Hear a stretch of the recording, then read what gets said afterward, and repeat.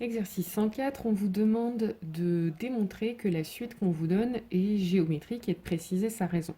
Alors pour montrer qu'une suite est géométrique, on a deux méthodes essentiellement.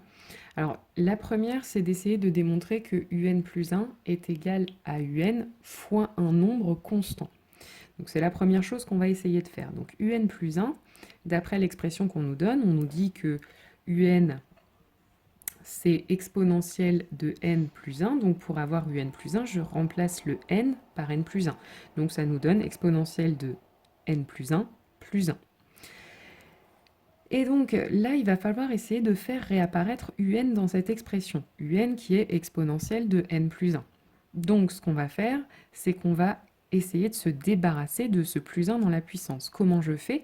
Je fais le contraire de d'habitude, c'est-à-dire que là, quand j'ai un plus dans un exposant d'une exponentielle, je peux le remplacer par une multiplication par une deuxième exponentielle. Donc c'est-à-dire là, je peux écrire que c'est exponentielle de n plus 1 fois exponentielle de 1.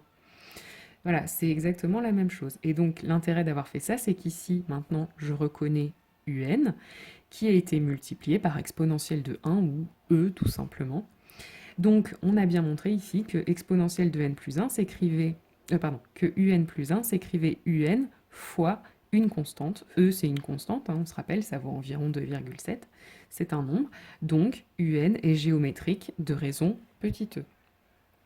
La deuxième méthode pour montrer qu'une suite est géométrique, c'est de montrer que un peut s'écrire u0 fois q à la puissance n. Donc on peut essayer de faire ça. Donc pour ça, je calcule d'abord u0. Donc pour calculer u0, en fait, je remplace n par 0 dans l'expression de un. Donc ça va me donner exponentielle de 0 plus 1, c'est-à-dire exponentielle de 1 ou encore e. Et maintenant, je vais essayer d'écrire un comme u0 fois un certain nombre à la puissance n.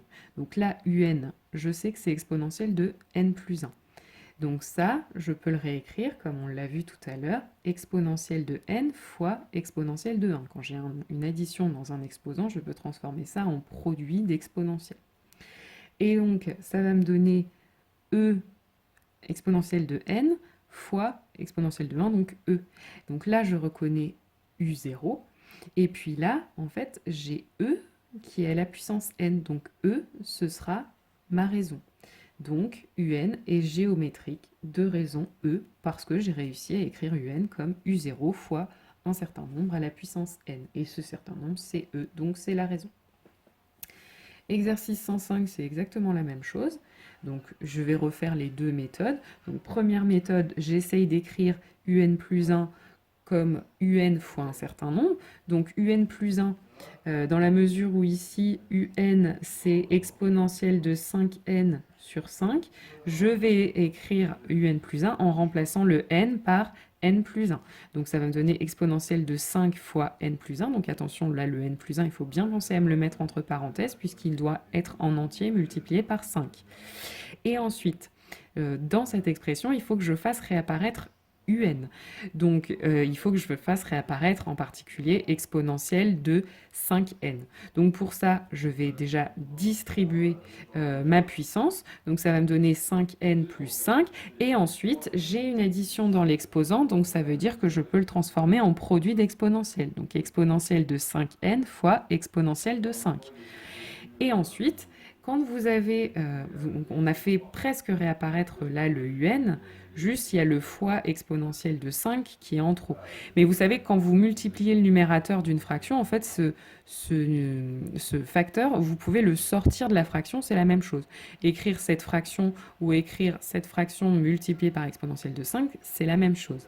Et donc là, on reconnaît un, et un a été multiplié par exponentielle de 5. Exponentielle de 5 qui est un nombre constant. Donc on a bien écrit un plus 1 comme un fois un nombre constant. Donc un est géométrique de raison exponentielle de 5. Ensuite, deuxième méthode, donc j'essaye de montrer que un peut s'écrire u0 fois q à la puissance n. Donc je calcule d'abord u0 en remplaçant n par 0 dans l'expression de un. Donc ça va me donner u0 égale exponentielle de 5 fois 0 sur 5. 5 fois 0, ça fait 0, et exponentielle de 0, n'importe quel nombre à la puissance 0, de toute façon, fait 1. Donc ça me donne 1/5. Donc finalement, un, qui est égal à exponentielle de 5 puissance n sur 5, je vais essayer de l'écrire comme u0 fois q à la puissance n. Mais u0, je sais que c'est 1/5.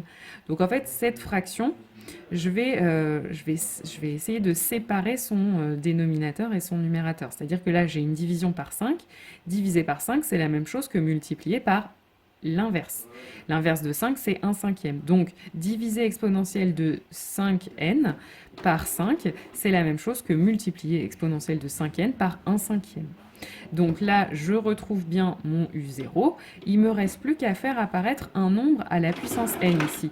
Or, exponentielle de 5 fois n, c'est la même chose que exponentielle de 5 fois n. Or, quand on multiplie les exposants, en fait, on avait vu que c'était la même chose que d'écrire exposant e exposant 5 que je remets à l'exposant n. Donc là, j'ai bien écrit u0 fois un nombre, q, qui est en fait exponentielle de 5, à la puissance n. Donc j'ai bien démontré que un est géométrique de raison exponentielle de 5. Et finalement, exercice 106, donc c'est exactement le même exercice, sauf que l'énoncé au départ démarre un petit peu différemment. On ne vous donne pas tout de suite l'expression de un. On vous donne une fonction f, qui est 2 exponentielle de moins 0,8x, et on vous dit que un, c'est f de n. Donc en fait, un, ce sera exactement l'expression de f dans laquelle on remplace le x par un n. Donc un, ce sera 2 exponentielle de moins 0,8 n. Une fois qu'on a écrit ça, c'est exactement le même exercice que tout à l'heure. Donc, une première méthode pour montrer que la suite est géométrique, j'exprime un plus 1 en fonction de un fois un nombre constant. Donc, un plus 1, je remplace donc dans l'expression de un n par n plus 1, donc ça me donne 2 exponentielle de moins 0,8 fois n plus 1. Et on pense bien à mettre le n plus 1 entre parenthèses, parce qu'encore une fois, il est multiplié par moins 0,8, donc tout le n plus 1 doit être multiplié par moins 0,8. Je développe ma puissance, donc ça me donne moins 0,8n moins 0,8 fois 1, donc moins 0,8. Et ensuite, je dois essayer de faire réapparaître mon un, donc essayer d'isoler mon 2 exponentielle de moins 0,8 n. Donc pour ça, je vais essayer d'enlever de l'exposant ce moins 0,8, ce qui revient en fait, là j'ai en fait, il faut imaginer, c'est plus moins 0,8, donc ça revient à multiplier par exponentielle de moins 0,8, c'est la même chose. Et donc là, j'ai fait réapparaître mon un, et puis il a été multiplié par exponentielle de moins 0,8, donc un est géométrique de raison exponentielle de moins 0,8. Ou alors, deuxième méthode, j'essaye d'exprimer un comme u0 fois q à la puissance n. Donc je vais calculer u0 déjà, donc je remplace n par 0, ça me donne 2 exponentielle de moins 0,8 fois 0. Donc 0,8 fois 0, ça fait 0. Exponentielle de 0, ça fait 1. 2 fois 1, 2. Donc u0 vaut 2. Maintenant, je vais essayer, donc dans un, je sais que ça fait 2 exponentielle de moins 0,8n. Donc là, déjà, on a directement u0. Et puis, exponentielle de moins 0,8n, c'est la même chose que d'écrire exponentielle de moins 0,8, le tout à la puissance n, puisqu'on se rappelle que quand c'est écrit comme ça, il faut multiplier les exposants. Donc on retomberait là-dessus. Donc écrire ça ou ça, c'est la même chose.